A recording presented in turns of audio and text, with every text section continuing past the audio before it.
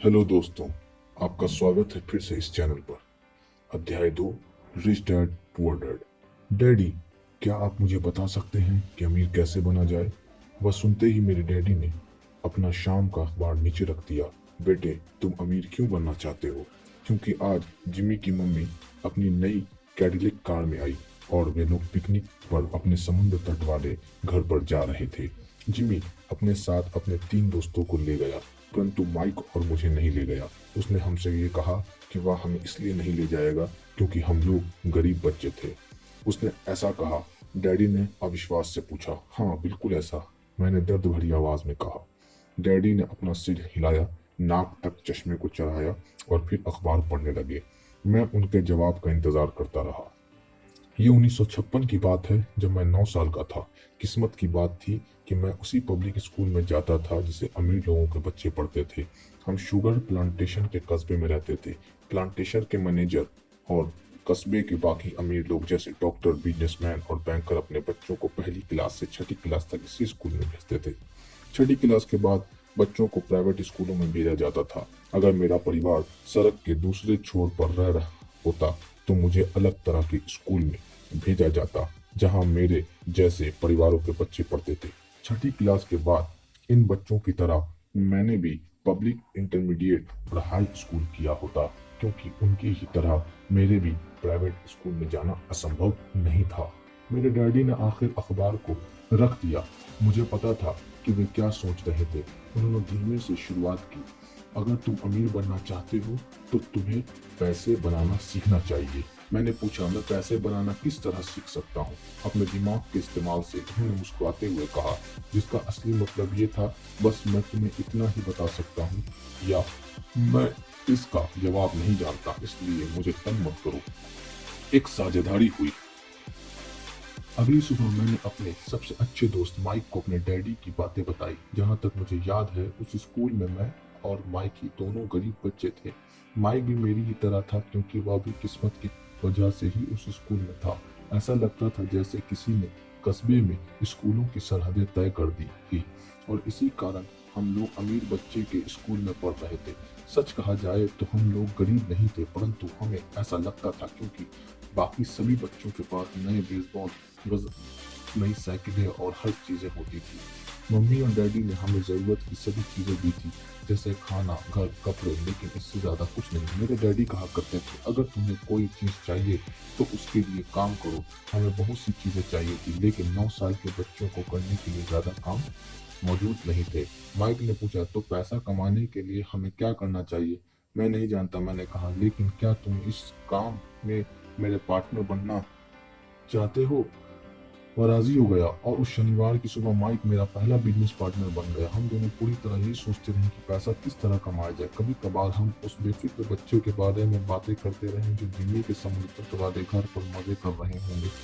इससे थोड़ी चोट पहुंचती थी, परंतु ये चोट अच्छी थी, क्योंकि इसने हमें ये सोचने के लिए प्रेरित किया कि पैसा कैसे कमाया जाए। आखिरकार उस दोपहर को हमारे भी दिमाग में बिजली कौंध गई। ये एक ऐसा विचार था जो माइक ने किसी विज्ञान की किताब में पढ़ा था। रोमांचित होकर हमने अपने हाथ मिलाए, और पार्टनरशिप के पास अब एक बिजनेस था।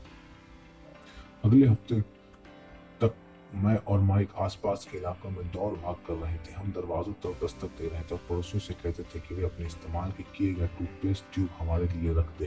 हैरत से हमें देखते हुए ज्यादातर लोगों ने मुस्कुराकर हमारी बात मान ली। कुछ ने हमसे पूछा कि हमें टूथपेस्ट क्यों ये चाहिए।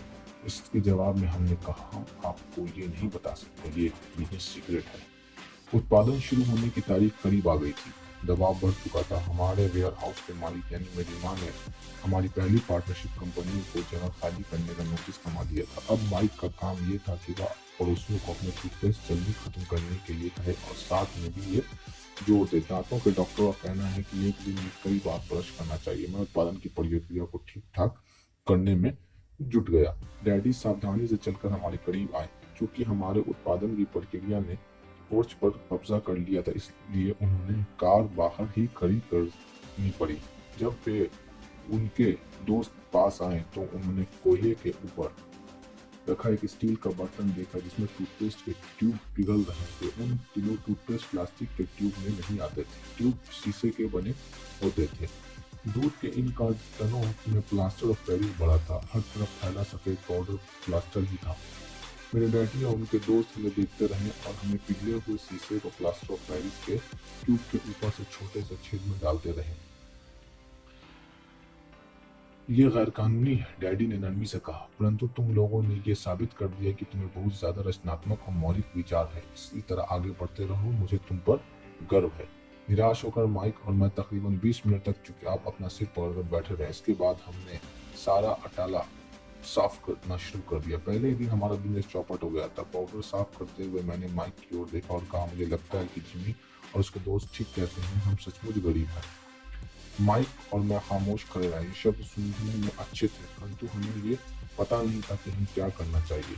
तो ऐसा क्यों है डैडी कि आप अमीर नहीं हैं? मैंने पूछा। क्योंकि मैंने एक स्कूल टीचर बनने का फैसला किया था। स्कूल के टीचर अमीर बनने के बारे में नहीं सोचते, हम सिर्फ पढ़ाना पसंद करते हैं।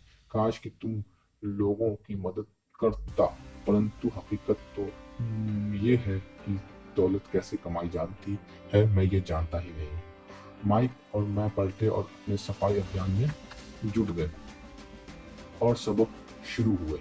मैं तुम्हें 1 घंटे के 10 सेंट दूंगा। 1956 की तनख्वाह के हिसाब से 10 सेंट प्रति घंटे का वेतन कम था। माइक और मैं सुबह 8 बजे उसके डैडी से मिले। वो पहले से ही व्यस्त थे और उनके पास 1 घंटे से भी ज्यादा का काम मौजूद था। जब मैं उनके साधारण छोटे और साफ घर के सामने पहुंचा तो मैंने देखा कि उनका कंस्ट्रक्शन सुपरवाइजर अपने पिकअप ट्रक में वहां से जा रहा था। माइक मुझे दरवाजे पर ही मिल गया। डैडी अभी फोन पर है और उन्होंने कहा कि हम लोग पीछे के पोर्च में उनका इंतजार करें। माइक ने दरवाजा खोलते हुए कहा,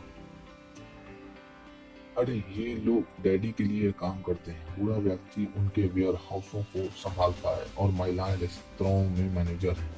और तुमने उस कंस्ट्रक्शन सुपरवाइजर को तो देखा ही होगा जो यहाँ से 50 मील दूर एक सड़क परियोजना का काम कर रहा है। उनका दूसरा सुपरवाइजर जो बहुत से घर बना रहा है वह तुम्हारे आने से पहले ही जा चुका है। क्या ऐसा हमेशा ही होता है? मैंने पूछा। हमेशा तो नहीं, पर अक्सर ऐसा ही होता है, माइक ने कहा और मेरे पास अपनी कुर्सी खींचते हुए और मुस्कुराया। मैंने उनसे पूछा था कि क्या वे हमें पैसा बनाना सिखाएंगे? माइक ने मुझे बताया। अच्छा, और उन्होंने इसका क्या जवाब दिया? मैंने सावधानीपूर्वक उत्सुकता से पूछा। पहले तो उनके चेहरे पर हंसी आई और फिर कुछ सोचकर उन्होंने कहा कि वह हमारे सामने एक ऑफर रखेंगे। अच्छा, मैंने कहा और अपनी कुर्सी की पीठ दीवार से टिका ली। मैं वहां कुर्सी के पिछले 2 पैरों के सहारे टिका बैठा रहा। माइक ने भी ऐसा ही किया। क्या तुम्हें पता है कि वो कौन सा ऑफर देने वाले हैं? मैंने पूछा। नहीं, मैं अभी जल्दी ही इसका पता चल जाएगा। अचानक माइक के डैडी उस पुराने दरवाजे में घुसकर पोर्च में दाखिल हुए। माइक और मैं अपने पैरों पर कूद गए, आदर के कारण नहीं बल्कि इसलिए कि हम चौंक गए थे। तो बच्चों तैयार? माइक के डैडी ने एक कुर्सी हमारे पास खिसकाते हुए पूछा। हमने अपने सिर हिलाए और अपनी कुर्सी को दीवार के पास से खींचकर उनके सामने रख लिया। वे एक विशाल शरीर के मालिक थे, लगभग 6 फीट ऊंचे और 200 पाउंड वजनी। मेरे डैडी इससे ऊंचे थे, लगभग इसी वजन के, और माइक के डैडी से 5 साल बड़े। वे लगभग एक जैसे ही थे, हालांकि दोनों एक ही प्रजाति के नहीं थे। हो सकता है कि उनकी ऊर्जा एक सी हो। माइक का कहना है कि तुम पैसा कमाना सीखना चाहते हो, क्या ये सही है रोबोट? मैंने तत्काल सहमति में अपना सिर हिलाया। हालांकि मुझे थोड़ा सा डर भी लग रहा था। उनके शब्दों और मुस्कुराहट के पीछे बहुत ताकत थी। अच्छा, ये रहा मेरा ऑफर। मैं तुम्हें सिखाऊंगा, लेकिन मैं ऐसा क्लासरूम की शैली में नहीं करूंगा। अगर तुम मेरे लिए काम करोगे तो मैं उसके बदले में तुम्हें सिखाऊंगा। तुम मेरे लिए काम नहीं करोगे, मैं तो तुम्हें नहीं सिखाऊंगा। अगर तुम काम करते हो तो मैं तुम्हें ज़्यादा तेज़ी से सिखा सकता हूँ, और अगर तुम सिर्फ बैठकर मेरी बातें सुनते हो जैसा कि तुम लोग स्कूल में करते हो तो इससे मेरा समय बर्बाद होगा। ये मेरा ऑफर है, इसे या तो मान लो या फिर वापस लौट जाओ। क्या मैं आपसे पहले एक सवाल कर सकूं? मैंने पूछा। नहीं, इससे या तो मान लो या फिर वापस लौट जाओ। मेरे पास बर्बाद करने के लिए फालतू समय नहीं है। अभी ढेर सा काम पड़ा हुआ है। अगर तुम्हें तत्काल फैसला करने की क्षमता नहीं है तो तुम कभी पैसे कमाना नहीं सीख पाओगे। मौके आते हैं और चले जाते हैं, इसलिए तत्काल निर्णय लेने की क्षमता एक महत्वपूर्ण कला है। तुमने जैसा चाहा था वैसा एक मौका तुम्हारे सामने मौजूद है। अगले 10 सेकंड में या तो पढ़ाई शुरू हो जाएगी या फिर ये हमेशा के लिए खत्म हो जाएगी। माइक के डैडी ने चिढ़ाने वाली मुस्कुराहट के साथ कहा। मंजूर, मैंने कहा। मंजूर, माइक ने कहा। बहुत बढ़िया, माइक के डैडी ने कहा। 10 मिनट में मिसेस मार्टिन आ जाएगी। उनसे बातें करने के बाद मैं तुम्हें उनके साथ भेज दूंगा और तुम लोगों का काम शुरू हो जाएगा। मैं तुम्हें हर घंटे के 10 सेंट दूंगा। तुम हर शनिवार 3 घंटे काम करोगे। पर आज तो मेरा सॉफ्ट बॉल का मैच है, मैंने कहा। माइक के डैडी ने अपनी आवाज को धीमा परंतु कड़क करके कहा, ये तो मान लो या फिर वापस लौट जाओ। मान लिया, मैंने जवाब दिया। सॉफ्ट बॉल खोलने के बजाय काम करने और सीखने का विकल्प चुनने में ही समझदारी थी। तो दोस्तों, आज के वीडियो में इतना ही। मिलते हैं फिर अगले एपिसोड में, अगले अध्याय में। तब तक के लिए जय हिंद, जय भारत।